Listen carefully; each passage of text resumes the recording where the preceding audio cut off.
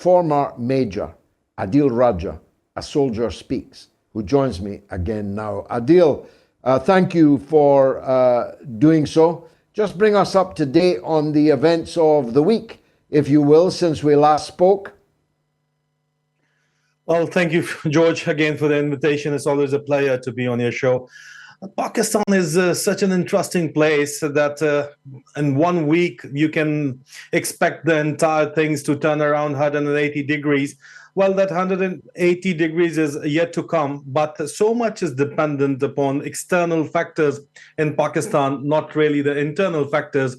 Reason being that the Pakistani economy is dependent upon the external aid.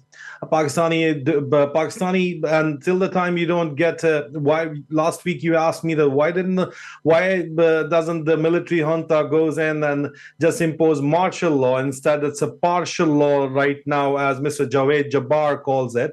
Half of it, I mean, there are civil liberties in place, but till the time it does not hurt the military establishment's mood and their whims and their wishes. What's happening right now is that,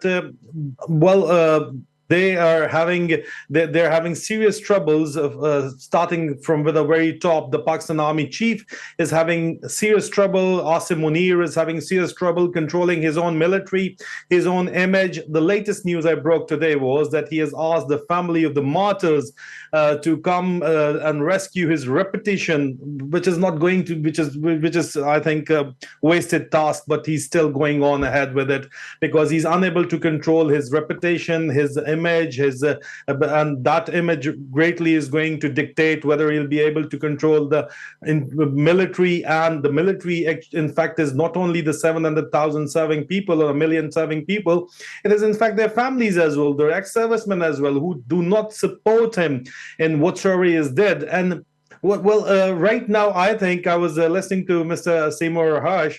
What he was saying is that Joe Biden considers war as his chance of re-election, and I think that is what the Pakistani journals sold his administration for the regime change operation, that they are going to wage another war at Afghanistan, which I told you in our first program we did together that there are minerals inside Afghanistan which can be transported from Pakistan within a few hours to India, where the American corporations are investing, building their factories, and trying to make it in order to make India the counterweight to China.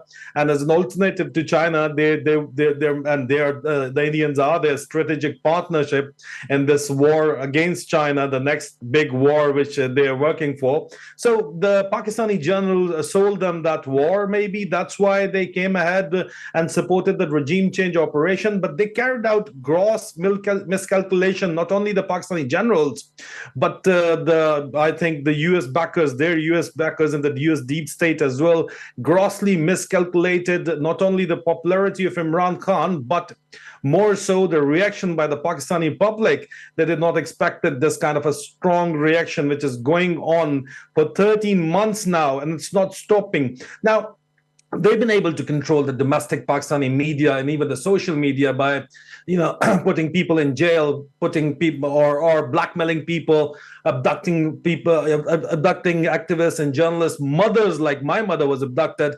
We talked about it last week. They have abducted the biggest journalist, Imran Riaz Khan. He's nowhere to be seen, and he's in ISI custody. That's for sure.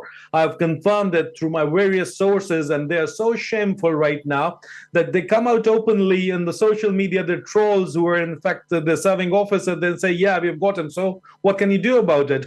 So they're silenced. They've silenced the dissent, but they were always worried about the reaction by the overseas Pakistanis, and overseas Pakistanis are now at the forefront of the resistance, and they are carrying out these mass protests, not mass maybe, but they're carrying out protests in the global capitals in Washington, New York, and London today, even in front of the Westminster.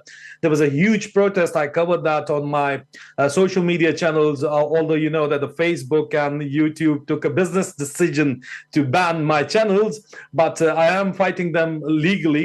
But overseas Pakistanis are fighting back, and they're fighting back hard. And now so much is depending what's happening domestically in Pakistan on the overseas and on the external factors, because everybody is asking for political stability, and that is the thing which will lead to economic stability.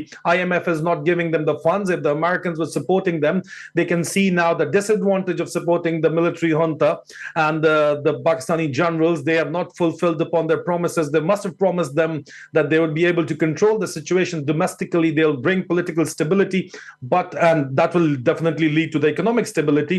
And for that, they need outside money. They've just presented a 50 billion rupees budget a couple of days ago, and they simply want that they want to more than half of that money has to come from foreign aid. So from where are they going to get that aid? IMF is saying no. The only other option is Saudi Arabia, United Arab Emirates, and China. Well, the Chinese have told them, the Saudis and the Emiratis have told them that, listen, enough is enough. Now you need to stop fiddling with the system, bring political stability. And there is no other way but to carry out general elections to bring political stability. And another very important thing is that all their efforts to break Imran Khan's party and to make a new King's Party by Jahangir Khan Tareen have failed. The famous People's Party have right now the government, is 13 different parties. They're all fighting amongst each other, including the two biggest parties, the party of Mr. Nawaz Sharif, PMLN, and Mr. Zardari's party, Pakistan People Party. They've got their own infighting going on, a serious infighting going on. So they've failed to counter the phenomena called Imran Khan. And even right now, even those who oppose Imran Khan and who are in the government circles right now, in the establishment right now, they say that if an election is held, and that has to be held to bring political stability, and without political stability, no foreign aid is coming in, Imran Khan will again get 2/3 majority. Now that is big news right now, and I think that's about to bring a tectonic shift in the policy in Washington DC as well. It's unlikely that Imran will be a candidate, because it seems obviously their intention to have him in prison by the time of the elections. I see that one of the charges against him is that he committed some crime or other on the remarkable date of the 30th of February. There has never, in the whole history of calendars, ever been a 30th of February. But Imran Khan's accused of committing a crime on that date. But laughable though that is, they clearly intend to have him behind bars. Is that the limit of their ambition, or are you still worried, as I am, that he might meet some accident in the corridors of the jail, the corridors of the court, the corridors of power? Well, George, all their efforts, all their barbaric efforts, all their fascism have failed to bring about the desired results. The establishment, there is a serious infighting within the military establishment. The army chief is not in control of his own army, his own establishment. The proof is, I am the proof. I'm being provided their inside stories, the inside news, inside intelligence. Everything is being provided to me from people within, senior people within Asim Munir's establishment. Let me tell you that. How come the 99% of the news which I shared beforehand becomes reality? I've already shared 100 of news already that, all right, I told you this on this date, and exactly this is what happened. So think that it's, I agree, Pakistan is a very leaky place, but they always prided themselves to be the number one agency, the ISI, but the senior-most circles within the ISI are leaking news to me, and I'm sharing it with public. The senior-most circle within the military establishment are leaking news to me. Why? Because they care about Pakistan, because they do not believe what's happening in Pakistan is right for the people of Pakistan, because they do not believe in the policy of the generals who are serving their individual interest or the Western interest of certain circles. circles of the US deep state.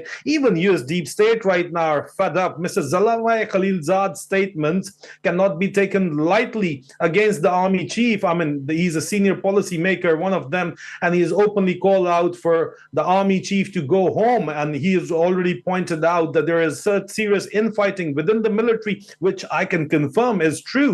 They are still trying to, show everything as okay, but it's not okay. Coming to your question, that whether they'll be able to, now there are intense negotiations going on. I can just confirm you it's a process of give and take. Imran Khan is back in a very powerful position. I can just confirm this much to you at this point in time.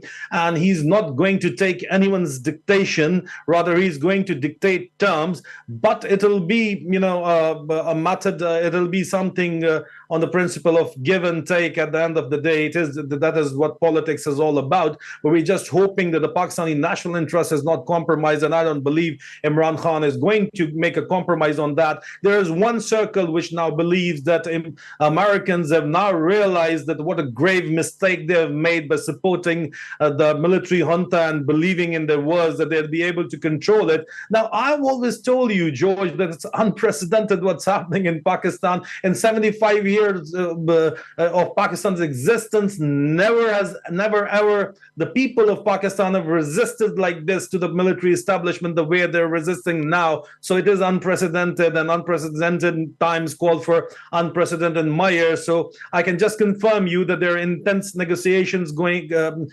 on, and within maybe in our next Sunday show or the next, we'd be able to see things turning around 180 maybe, or it might will seem like that. But let me tell you that no matter what they have done, Imran Khan is still standing strong. Yeah.